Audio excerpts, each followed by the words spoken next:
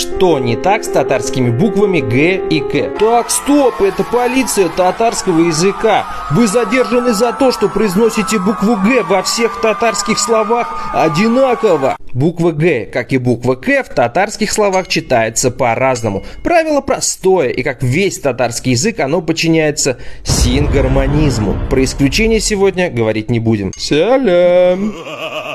Если в словах есть гласные и, то это мягкое слово, и в нем Г и К произносятся привычно. Гюль, кульмяк. А вот если есть гласные то слово твердое, и здесь уже Г и К произносятся по-другому. Г будет звучать как Г, например, огач.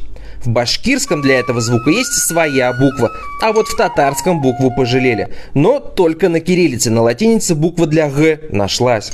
Кто-то говорит, что этот звук похож на украинскую Г, а кто-то, что на французскую Г. С буквой К все то же самое. С гласными и она будет звучать как Х. Козан, кор, кош. В башкирском и некоторых других тюркских языках для нее тоже есть своя буква, а в татарском она есть только в латинском варианте алфавита.